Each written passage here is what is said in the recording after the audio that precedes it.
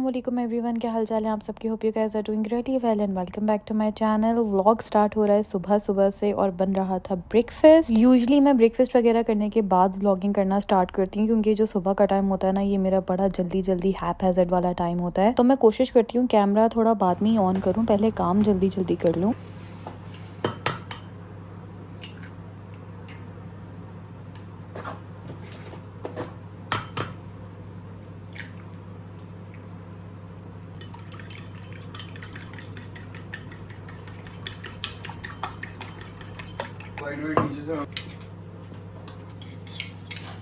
Omelette में डालने के लिए मैं पालक यूज़ कर रही हूँ और मैं आप लोगों को दिखा रही हूँ ये वॉश्ड है ऑलरेडी, क्योंकि मुझे बहुत इस तरह के कमेंट्स आते हैं, आपने ये वॉश नहीं किया, आपने वो वॉश नहीं किया। सब कुछ वॉश ही यूज़ किया जाता है। समटाइम्स मैं कैमरा हर वक्त हर चीज़ रिकॉर्ड करने के लिए नहीं उठाती हूँ, तो वो कभी सीन मिस हो जाता है, या फिर कुछ चीज़ें पहले से मैं वॉश करके फ्रिज के अंदर स्टोर करती हूँ, तो वो फिर मैं डायरेक्ट ही यूज़ कर लेती हूँ। और मुझे लगता है इतनी तो समझदार ऑडियंस है कि वो खुद ही समझ जाती होगी कि ये वॉश किया है बट दिखाया नहीं है, ये पहले से वॉश होगा। बट स्टिल कुछ लोगों को ये कंफ्यूजन रहती है, तो इसलिए मैंने अभी दिखा दिया। मैं बना रही हूँ full of veggies omelette husband के लिए।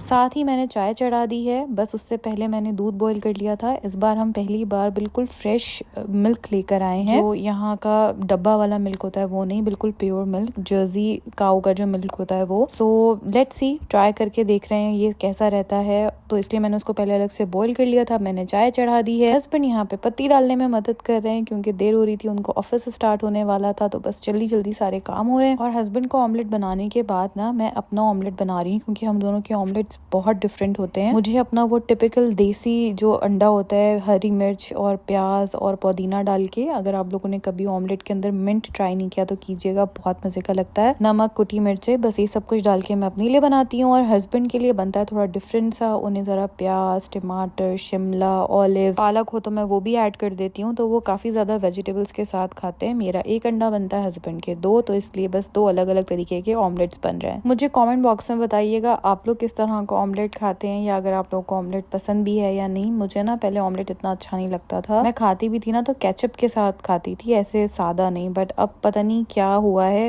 1-1.5 साल से ना मुझे ऑमलेट अच्छा लगने लगा है।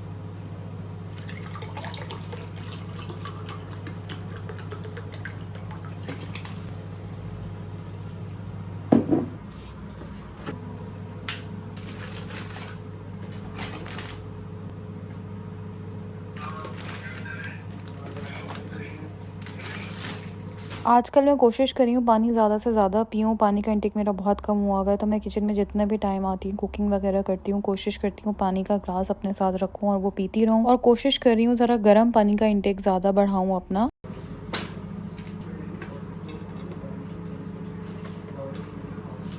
हम दोनों के ऑमलेट्स ना फ्राई भी बिल्कुल अलग स्टाइल में होते हैं। हस्बैंड बहुत मिनिमम तेल के साथ अंडा लेते हैं, हेल्दी की वजह से नहीं, बस उनको पसंद ही वही अंडा आता है। वो कहते हैं अगर ज्यादा ऑयल हो तो टेस्ट चेंज हो जाता है अंडे का। पता नहीं, मुझे तो समझ नहीं आता। मुझे ऐसा लगता है बहुत ज्यादा तेल ना हो, लेकिन इतना तो हो कि अंडा सही से पक जाए। बट एनीवेज तरीका तो उन्हीं का सही है, कम से कम तेल ही यूज करना चाहिए। मैं बस अपनी आदत से मजबूर हूँ, बहुत ज्यादा तेल नहीं मैं अपने अंडे में लेती, बट फिर भी इतना हो कि अंडा अच्छे से फ्राई हो जाए। और जी वीडियो बनाते बनाते वही हुआ जिसका डर था। मियाँ जी का ऑमलेट थोड़ा ज्यादा सिक गया। वीडियो में थोड़ा ज्यादा और डार्क आता है, मैं आप लोगों को पहले बता चुकी हूँ, लेकिन खैर ये थोड़ा ज्यादा सिक भी गया था। इतना ज्यादा इसको नहीं पकना चाहिए था। यही होता है जब कैमरा ऑन होता है और आप वीडियो बना रहे होते हैं ना, तब खाना बनाना, चीजें देखना बहुत मुश्किल हो रहा होता है, बिकॉज कैमरा को हैंडल करने में काफी टाइम लग रहा होता है।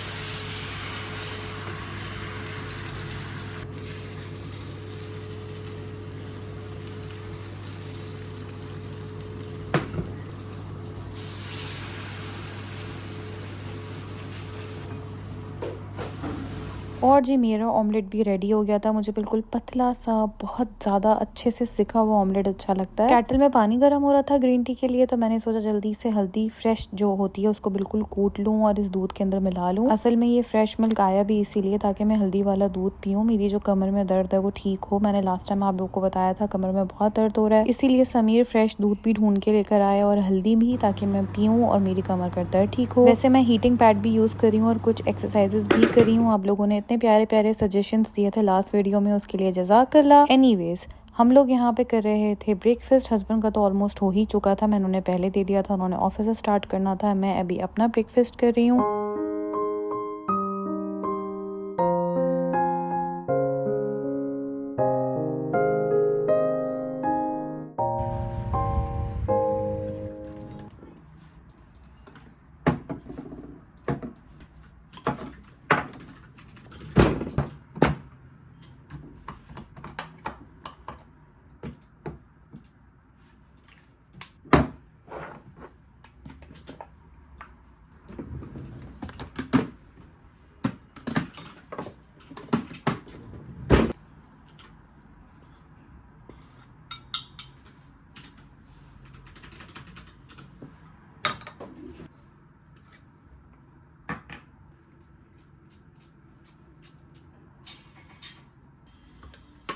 ब्रेकफास्ट से फ्री होके किचन नीट एंड क्लीन किया, फिर उसके बाद मैं नहा धोकर फ्रेश हो गई क्योंकि आज मेरे पास घर का और कोई काम करने के लिए नहीं था। कोई बहुत ज़रूरी काम ऐसा नहीं था जो मेरा पेंडिंग पे हो। सारे ज़रूरत के सारे काम हुए हुए थे, सफाई वगैरह, क्लीनिंग। सो इसलिए मैंने सोचा कि आज अपने बाकी काम जो काफ़ी अरसे से पेंडिंग पे वो कर लूँ, जिसमें से एक था मेरे हैंड बैग्स को ऑर्गेनाइज करना। अभी कुछ टाइम पहले ही ट्रैवलिंग की है तो सारे बैग्स वगैरह ऐसे ही मैस्ड अप हुए हुए थे। टाइम ही नहीं मिल रहा था चीज़ों को सही से प्रॉपर रखने का। और मेरी एक आदत है, मैं अपनी चीज़ों को बहुत तरीके से सलीके से रखती हूँ ताकि उनकी लाइफलाइन लंबी हो और सही चलती रहे। और ये आदत मेरी बचपन से ही है। बचपन में भी मैं अपने टॉयज बहुत तमीज से खेल के वापस रख दिया करती थी, ज्यादा फैलावा वगैरह नहीं करती थी, ना ही तोड़ती थी। तो बस मैं भी अपने सारे बैग्स वगैरह को क्लीन करके रख रही थी। और जब आप ड्यूटी फ्री शॉप से गुजरते हैं तो बहुत सारे टेस्टर्स या परफ्यूम्स ट्राई करते हैं, तो मैं जो उनके स्टिक्स होती हैं वो ऐसे बैग्स में ही रख देती हूँ, तो बैग्स में बहुत अच्छी सी खुशबू आती है। बस मैं सब सॉर्ट आउट कर रही थी, कौन सा सामान वापस जाएगा, कौन सा सामान मैंने इस बैग में रखना है जो मैं डेली बेसिस पे यूज करती हूँ। और ये सब कुछ सॉर्ट आउट करने के बाद अब मैं जो बैग मैंने अंदर रखना था उसको प्रॉपरली सही से पैक करके अंदर रखूंगी ताकि उसका शेप खराब ना हो। इसीलिए ये काम इतने अरसे से पेंडिंग पे था क्योंकि मुझे पता है करूंगी तो बिल्कुल सही से करूंगी, वरना फिर मैं ऐसे बाहर ही रहने देती हूँ। Just for the sake of it, बस उठा के ऐसे रख नहीं देती, ठूस नहीं देती। जब भी टाइम मिले प्रॉपरली क्लीन करके सॉर्ट आउट करके चीजें रखती हूँ। इस काम से फ्री होने के बाद मैं बहुत एक्साइटेड थी एक अनबॉक्सिंग करने के लिए, तो मैंने वो करी। अभी मैंने आप लोगों से जिक्र किया मैं पानी आजकल बहुत कम पी रही हूँ, तो मुझे एक अच्छी बॉटल चाहिए थी, एक छोटे साइज की, बस 500 ml कैपेसिटी की, ताकि उसे कैरी मैं इजीली कर सकूं।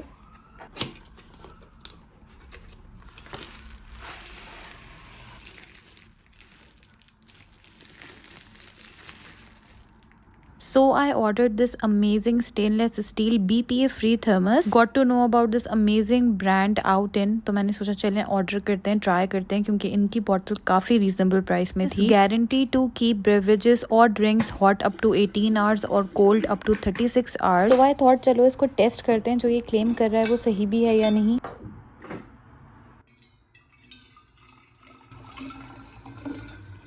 मैंने इसमें अच्छा खासा गर्म पानी डाला, लाइक जैसे चाय गर्म होती है उतने टेम्परेचर का पानी, और फिर मैंने इसको छोड़ दिया for good 3 hours. And oh my god, to my surprise 3 घंटे बाद भी पानी उतना ही गर्म था जितना मैंने डाला था उस वक्त। सो आई वॉज सुपर इम्प्रेस्ड। और ये तो सिर्फ जिस दिन वीडियो बनाई उस दिन का क्लिप है, उसके नेक्स्ट डे मैंने पूरा दिन गर्म पानी इसमें डाल के पिया and it outperform. So I will highly recommend to you guys. बहुत रीजनेबल प्राइसेस में बिल्कुल स्टैनली वाली परफॉर्मेंस है। अगर आप लोग भी लेना चाहें तो लिंक डिस्क्रिप्शन बॉक्स में है, उसके साथ मेरा कोड भी मेंशन होगा, आप लोग अवेल कर सकते हैं एक्स्ट्रा डिस्काउंट लेने के लिए। अनबॉक्सिंग वगैरह से फ्री होने के बाद फिर हम लोग तैयार होकर चल पड़े थे पार्क में। आजकल शामें इतनी लंबी होती हैं, ऑफिस खत्म होने के बाद भी काफी देर तक सनलाइट रहती है और बहुत अच्छा मौसम है, तो हम अवेल कर लेते हैं ऐसे डेज, मूड एकदम रिफ्रेश हो जाता है।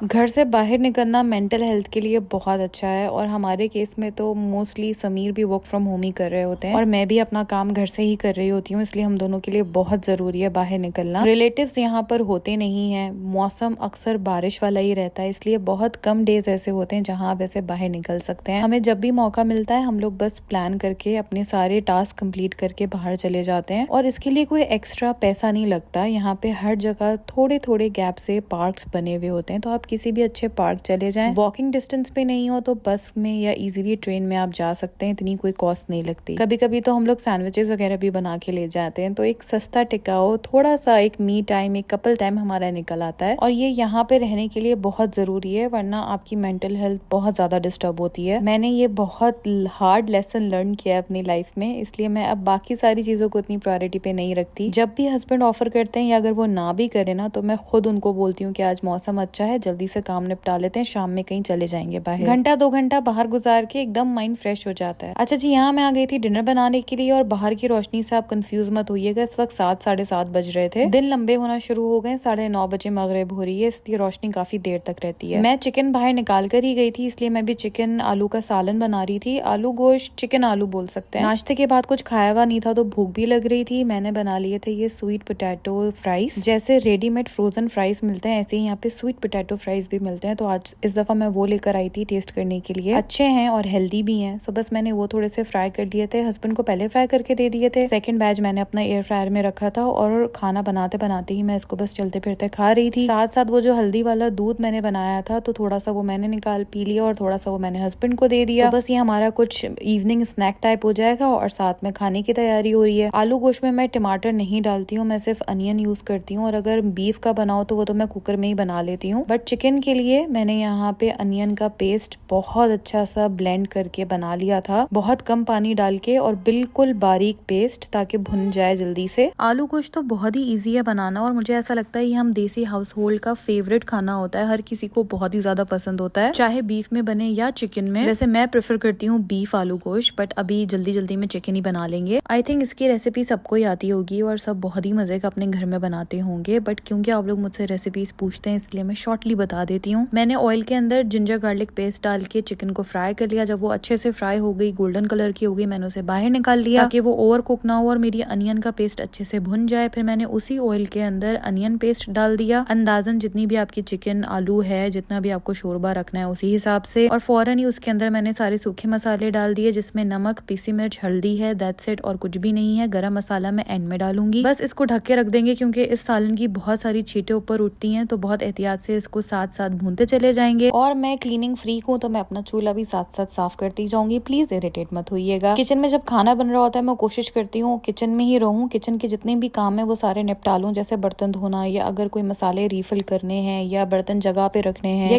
सैलेड बनानी है, किसी और चीज की कटिंग करनी है। बस आई मेक श्योर कि मैं किचन में ही रहूं, ताकि बस एक ही दफा फटाफट खाना बनाकर बाहर आऊं। और ये जो इलेक्ट्रिक स्टोव होते हैं ना, इसके ऊपर खाना एकदम से कभी भी लग जाता है, तो इसलिए मैं कोशिश करती हूँ कि मैं ध्यान किचन में ही रखूं अपना। इसीलिए बस मैं खड़े खड़े बर्तन वॉश कर रही हूँ सारे, ताकि हाथ के हाथ ये काम भी निपट जाए।